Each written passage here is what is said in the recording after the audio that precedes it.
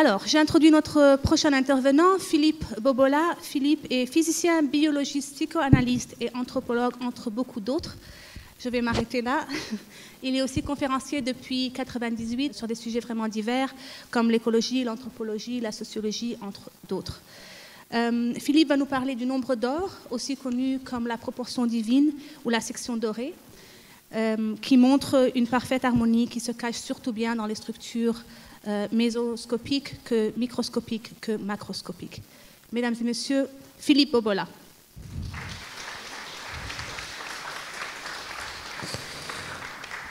Alors, bonjour à tout le monde. Beaucoup de choses très justes ont été déjà dites.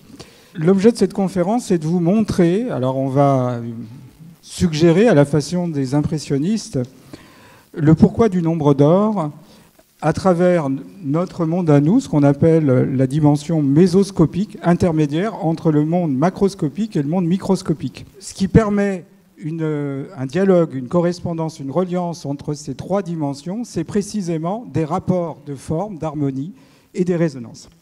Alors vous avez ici une célèbre gravure de William Blake où on voit Dieu avec son compas qui est en train de régler le monde. Alors, on va essayer de voir le monde à la façon des physiciens. Le monde, qu'est-ce que c'est? C'est de la matière, c'est de l'énergie. C'est aussi des entités comme la lumière qui circulent dans un espace et dans un temps. Et vous voyez, tout ça, ça se mesure, ça se quantifie. Donc on peut dire que la physique, c'est qu'une sorte d'algorithme, pour prendre la métaphore des informaticiens, qui tourne avec des équations, mais en finalité, vous avez des nombres qui vont sortir. Et donc, évidemment, ça nous ramène aux Grecs. Vous avez ici Pythagore. Tout est arrangé d'après le nombre. Les nombres sont l'ordre du monde. Donc, pour les Grecs, le monde était l'essence même du cosmos.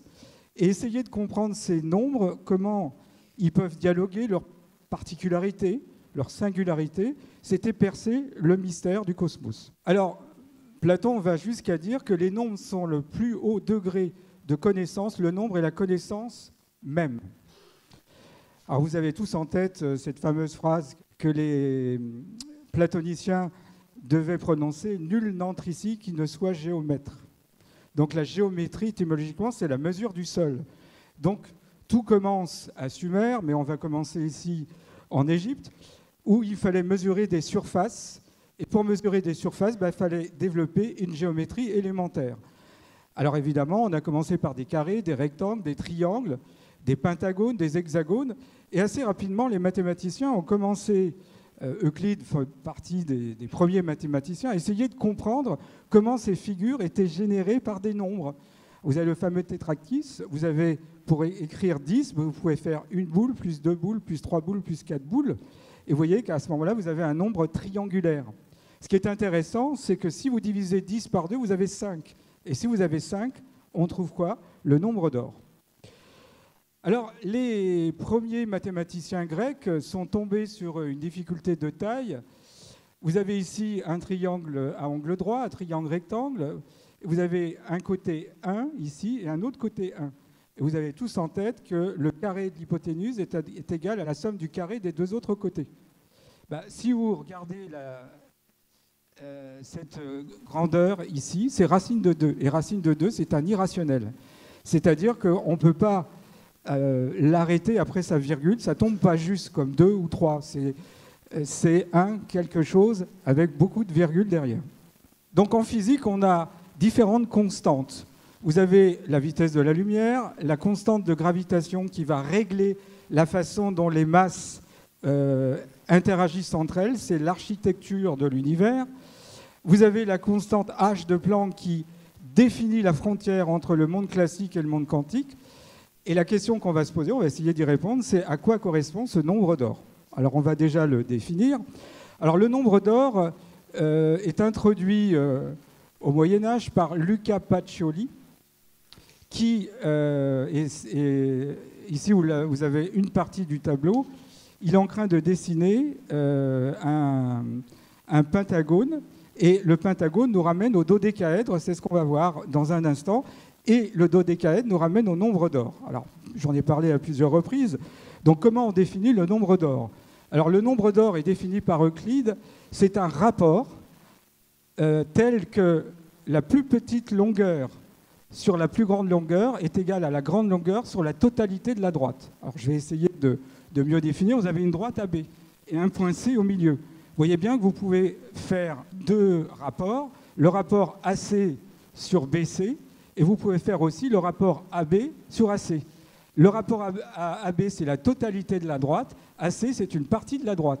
Comme le point C n'est pas au milieu de A et B, vous avez une longueur plus grande et une longueur plus petite.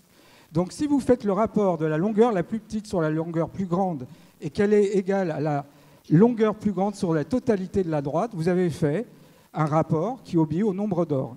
Et ce rapport, il est de 1,618 avec une infinité de chiffres qui vont bien au-delà de 618. Alors vous avez ici, vous voyez, c'est 1,618, 0,33, 998.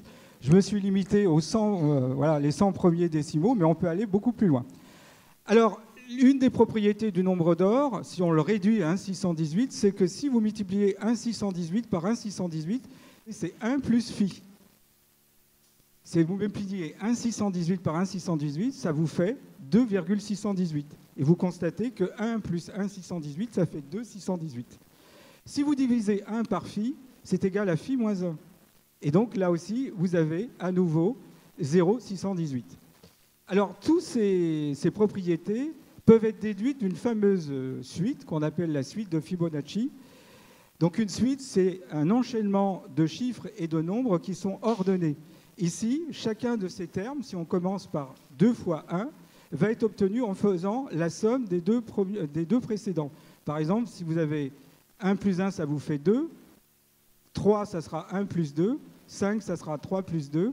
8, ça sera 5 plus 3. 13, ça sera 8 plus 5, etc., etc. Et vous pouvez aller très très loin. Alors, plus la suite grandit, plus le rapport de deux termes successifs, le plus grand sur le plus petit, tend vers le nombre d'or. Tout en sachant qu'on n'arrivera jamais à avoir une valeur exacte du nombre d'or, on va tendre vers lui sans jamais l'atteindre. Alors c'est pareil, la suite de Fibonacci, elle a plein d'incidences. C'est ce qu'on va voir dans le monde du vivant, dans le monde de l'astronomie et dans le monde de la microphysique. Alors, on a appelé ce nombre d'or Phi, en hommage à Phidias, un grand sculpteur grec qui avait décoré, entre autres, le Parthénon. Et par la suite, on l'a représenté par la lettre grecque Phi, que je vous ai représentée. Alors, on peut faire, évidemment, des figures simples à 2 dimensions, des rectangles d'or, des triangles d'or. Et il se trouve que le pentagone, qui est ici, donc 5 points reliés, comporte aussi cette valeur de 1,618. Donc ce qui est intéressant, c'est que dans le vivant, on a plein de molécules qui vont être basées sur le pentagone. Donc dès que vous aurez un pentagone, ça résonne avec le nombre d'or. Goebbels disait, quand j'entends parler du mot culture, je sors mon revolver. Vous pouvez dire la même chose. Quand j'entends parler d'un pentagone, je me mets un petit peu en quête de savoir quel état vibratoire va se dégager. Alors, le nombre d'or a été utilisé dans la construction de certains théâtres, le fameux théâtre d'Épidore, et la façon la plus simple de définir la fonction du nombre d'or, c'est que quand on joue, on veut être entendu par les spectateurs. Donc, on construit un édifice avec des rapports de proportion tels que le phénomène acoustique, donc vibratoire, soit au maximum et que tous les spectateurs puissent entendre. Donc là, vous avez un nombre d'or, vous avez caché une dimension vibratoire. Donc si on trouve le nombre d'or dans le domaine de la microphysique, le nombre d'or dans le domaine de l'astronomie, le nombre d'or dans nos mondes à nous, hommes humains, eh bien, ça veut dire qu'il y a une correspondance entre ces 3 mondes. Et le lien, la reliance, c'est la résonance. Vous savez tout ce que c'est la résonance. Vous avez un diapason qui sonne le La, et vous avez les 7 notes représentées par un diapason, Do, Ré, Mi, Fa, Sol, La, Si, Do. Si je fais sonner le diapason La, seul un autre diapason La va rentrer en action. On dit qu'il est en résonance. Donc, on comprend bien que nos mondes, le monde macroscopique, le monde microscopique et le monde mésoscopique, doivent établir entre eux un dialogue. Et une façon de dialoguer, c'est le dialogue vibratoire. Alors, on va faire un petit inventaire. Alors, je suis désolé d'aller un peu vite, mais on ne peut pas faire autrement. Alors, vous avez ici les fameux solides platoniciens qui avaient, chez les Grecs, et en particulier chez Platon, une signification bien précise. On va les passer en revue. Par exemple, le tétraèdre, c'est le feu. Il est fait de 4 triangles équilatéraux. Vous avez le cube qui est fait de 6 carrés. Vous avez l'octaèdre, l'air, qui lui aussi a ses caractéristiques. L'icosaèdre, l'eau, est fait de 20 triangles équilatéraux. Et le dodécaèdre, de 12 pentagones réguliers. Alors, le dodécaèdre, c'est l'éther, que Platon appelait l'alpha-éther. C'est le vide sidéral. C'est aussi le vide de l'atome. Donc, c'est ce qui est à l'intérieur des éléments. L'icosaèdre, c'est l'eau. Or, dans ces figures, vous avez le nombre d'or, parce qu'on a des triangles qui comportent le nombre d'or et un pentagone qui comprend le nombre d'or. Donc, vous voyez bien qu'entre l'eau et l'éther, il y a une correspondance. Et donc, l'eau est le liquide le mieux approprié pour recevoir l'information qui vient des entrailles de la matière, mais qui vient aussi du haut. Alors, la nature a utilisé le pentagone et l'hexagone. Ici, vous avez un ballon de foot. Alors, il est fait d'hexagone et de pentagone. Alors, quand vous avez une sphère, le problème, c'est de la recouvrir au niveau de la surface. On appelle ça un pavage. Et il y a un pavage particulier qu'on appelle le pavage de Penrose, dû au mathématicien Roger Penrose. Et on montre que quand vous voulez couvrir une sphère, il vous faudra des pentagones, mais un petit peu d'hexagone. Ben, si vous avez cette molécule avec des pentagones, ben, ça veut dire qu'il y a le nombre d'or. Et il se trouve que cette molécule, ça a été prouvé par 2 Allemands, Zellinger et Arndt, a une forte dimension vibratoire. Ce qui a été un pas décisif pour l'extension de la mécanique quantique au monde moléculaire, parce que pendant de nombreuses années, les physiciens pensaient que seul le monde atomique avait cette double dimension matérielle et ondulatoire. C'est l'une des propriétés la plus importante du monde quantique. Tout objet quantique, alors j'appelle objet quantique une particule ou un atome, voire une molécule, aura une double dimension, une dimension corpusculaire, substantielle, matérielle, et simultanément une dimension vibratoire. Donc, on peut faire un raisonnement très simple. Comme il y a beaucoup de pentagones dans la chimie organique, notamment dans la molécule d'ADN, ben ça veut dire que cette molécule, elle a une dimension vibratoire très importante. Ça veut dire que c'est une molécule qui émet et reçoit de l'information. Ça veut dire que les cellules communiquent entre elles en échangeant de la matière, mais aussi en échangeant de la vibration. Le cosmos, vous le verrez, comporte aussi des pentagones. Et à ce moment-là, il y a une résonance entre le monde microscopique et notre monde à nous. Et puis si on démontre, et vous verrez à la fin, qu'on trouve le nombre d'or dans le monde de la mécanique quantique, ça veut dire que les 3 mondes sont reliés par la vibration. Alors, si on réfléchit un petit peu, c'est quand même troublant. C'est ça qui a un petit peu perturbé les physiciens. Parce que si on regarde un objet, comme un atome, il a une double dimension. Il est corpusculaire et ondulatoire. Pas ou, c'est un « et » d'inclusion. Or, vous voyez bien que matière et onde sont des qualités très opposées. Un objet est substantiel, la lumière est immatérielle. Un objet, on peut le considérer au repos, c'est possible. La lumière, essayez de l'arrêter, vous n'y arrivez pas, même la police n'y arrive pas. Et autre chose, quand vous avez une lumière, elle est étendue à l'infini, alors qu'un objet, il est fini. Donc c'est une dialectique très surprenante, c'est vraiment une opposition à 180 degrés, on dirait en français un oxymoron. C'est-à-dire vous avez à la fois une qualité matérielle, une qualité immatérielle, une qualité de repos, une qualité dynamique, une qualité d'extension spatiale et une qualité d'absence d'extension spatiale, parce que par définition, c'est immatériel. Alors, il y a quelques années, dans les années 2000, on s'est rendu compte que les vestiges du Big Bang, le rayonnement fossile, disent 2,7 K. K, ça signifie une température. Le vide sidéral est très froid, il est à moins 270,2 degrés Celsius. Donc c'est très très froid. Et 380 000 ans après le Big Bang, la lumière peut s'émanciper de la matière. On sort d'une période sombre pour entrer dans les débuts de la clarté du Big Bang. Pourquoi ? Parce qu'avant, l'univers n'est pas assez étendu la densité n'est pas assez diluée pour que la lumière puisse en sortir. Elle est donc prisonnière. Donc il y a une sorte de mur qui sépare l'univers invisible, si je puis dire, de l'univers visible. Et dès qu'on sort de 380 000 ans après le Big Bang, eh bien, les fluctuations de ce rayonnement fossile, qui est le vestige du Big Bang, alors fluctuation, ça veut dire qu'il y a des écarts, des variations de température très fines, qui sont de l'ordre de 1/10 millième de degré Celsius. Et si on relie les points les plus élevés dans cette fluctuation, on obtient quoi? On obtient un dodécaèdre. C'est-à-dire nous sommes dans un univers dodécaédrique. Vous avez ici un dessin de Léonard de Vinci, et vous avez le dodécaèdre avec des pentagones. Donc nous sommes dans une cage dodécaédrique. Alors ce qui est intéressant, c'est de comparer cette cage dodécaédrique. D'ailleurs, l'astrophysicien qui a découvert cette cage dodécaédrique, c'est Jean-Pierre Luminet. Luminet, le lumineux. Alors, l'éther que Platon appelait l'alpha-éther, c'est en fin de compte le contenant de l'univers. Tout ce qui est avant 380 000 ans, on ne le voit pas. Tout ce qui est après commence à être visible. Et à partir de là, il y a une correspondance entre ces différents éléments. Vous voyez, l'icosaèdre et l'octaèdre ont des liens communs, donc l'eau et le dodécaèdre. Le feu, vous le retrouvez également dans l'icosaèdre, puisque le feu, c'est un tétraèdre qui est fait de triangles équilatéraux. Donc simplement, en observant les figures, on voit les correspondances, le feu et l'eau. Le feu, c'est le feu de la connaissance, c'est aussi le feu du cosmos. Et il faut bien quelque chose qui puisse le recevoir. Et l'eau est contenue sur une planète, et la planète, c'est le cube. Donc les anciens raisonnaient plutôt en termes d'analogos.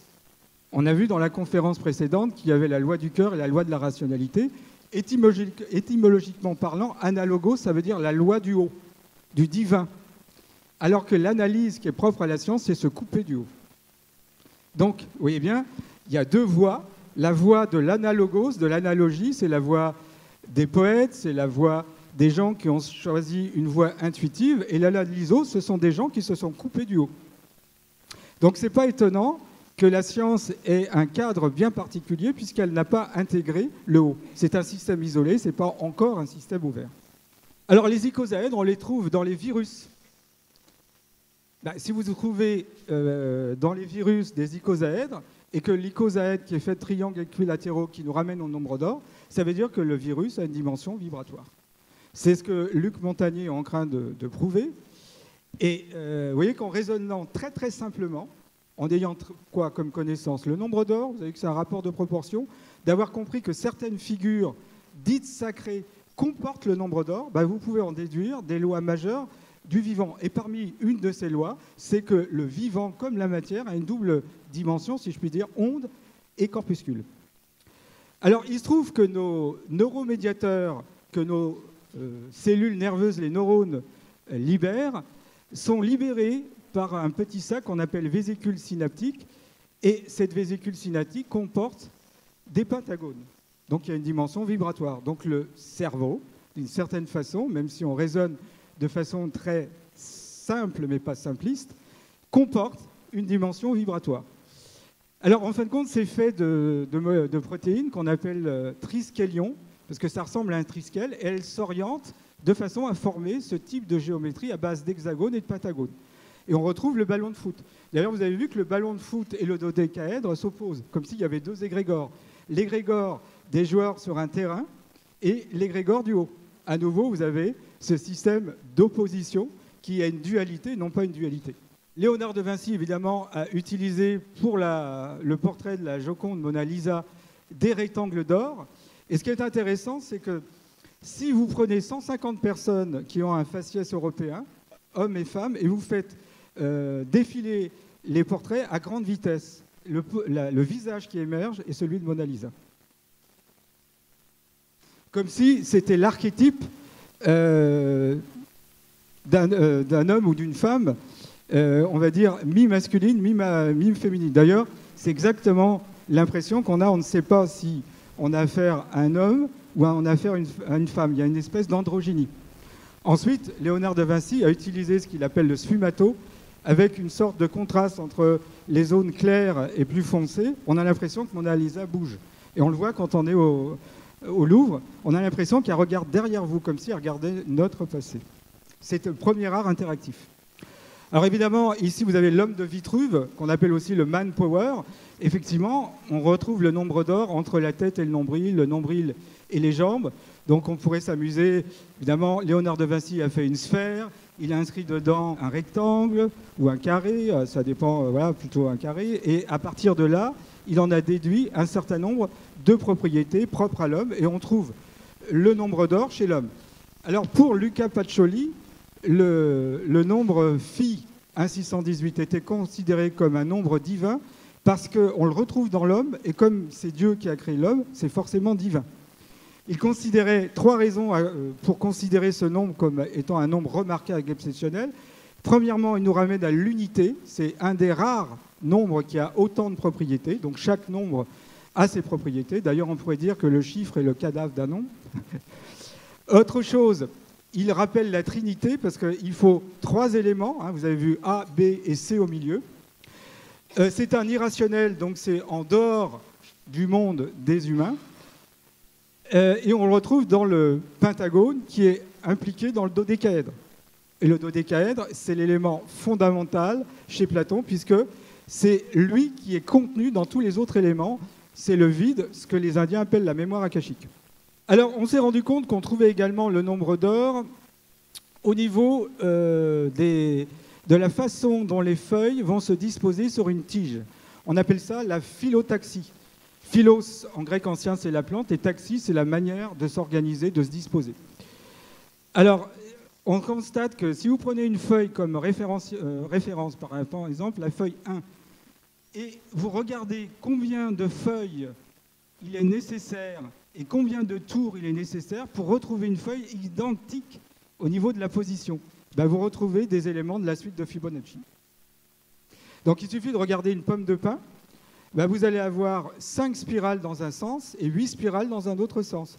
Donc si vous avez en tête la suite de Fibonacci, 1, 1, 3, 5, 8, 13, 21, etc.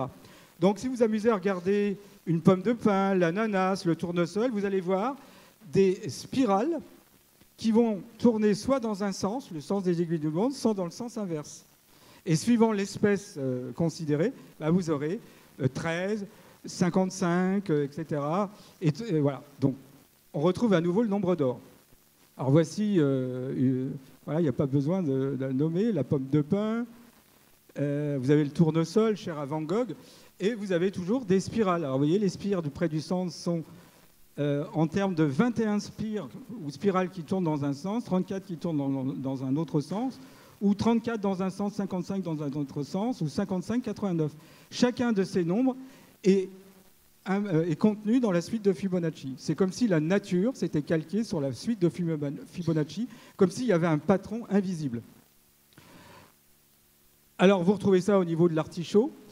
Alors, quand on parle de la suite de Fibonacci, on ne peut pas s'empêcher de parler des spirales. Donc, vous avez différents types de spirales. Vous avez la spirale d'Archimède, qu'on ne trouve pas dans la nature. Elle est trop régulière. Sa progression est ce qu'on appelle une progression arithmétique. À chaque fois que vous progressez dans la spirale, vous allez ajouter un même nom qu'on appelle la raison. Vous voyez, c'est trop régulier.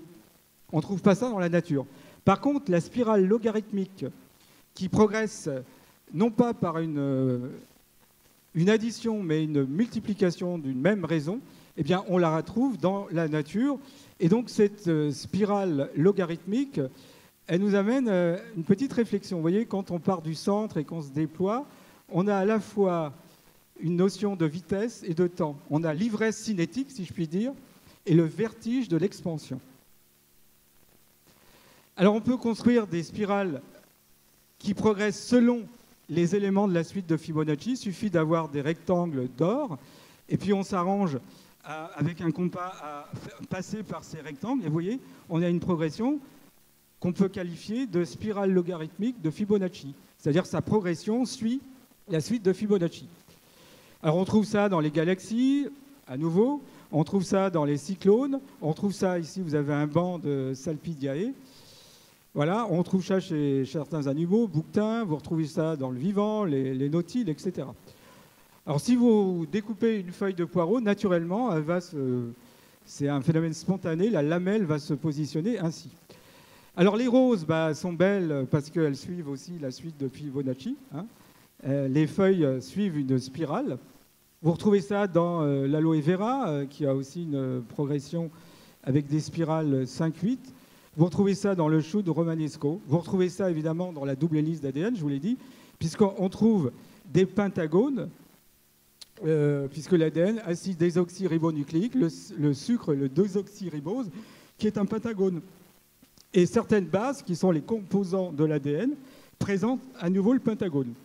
Alors on a découvert un supracode, je n'ai pas le temps de le développer, au sein de l'ADN. Si les généticiens ont admis qu'il existe un ordre intragène, il existe un ordre intergène, c'est-à-dire les gènes, les uns par rapport aux autres, suivent la suite de Fibonacci. C'est-à-dire qu'il y a dans l'ADN la présence du nombre d'or, et le nombre d'or nous ramène à une dimension vibratoire.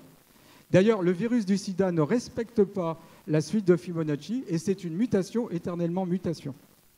Dès qu'on ne suit pas la suite de Fibonacci, il y a des mutations. Alors vous pouvez imaginer au niveau de la transgénèse animale et végétale, le génie génétique.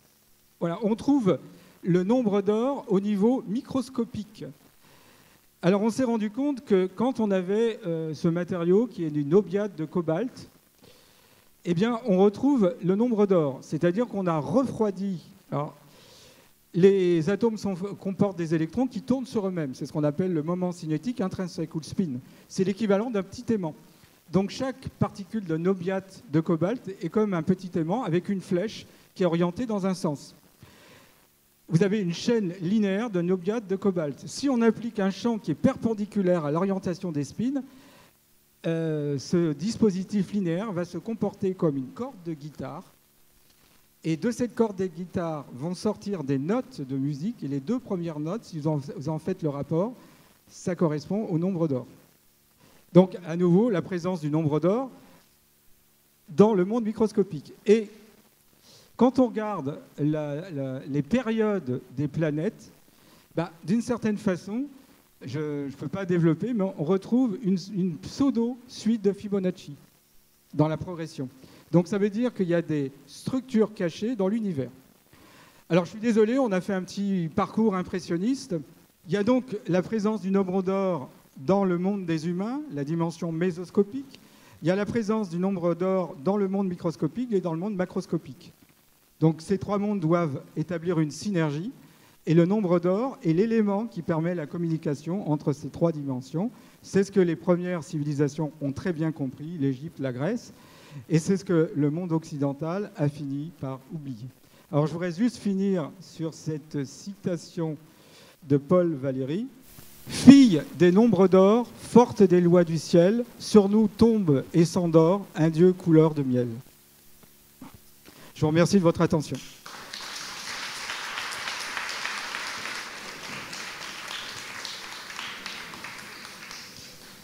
Fascinant, absolument fascinant. Merci beaucoup.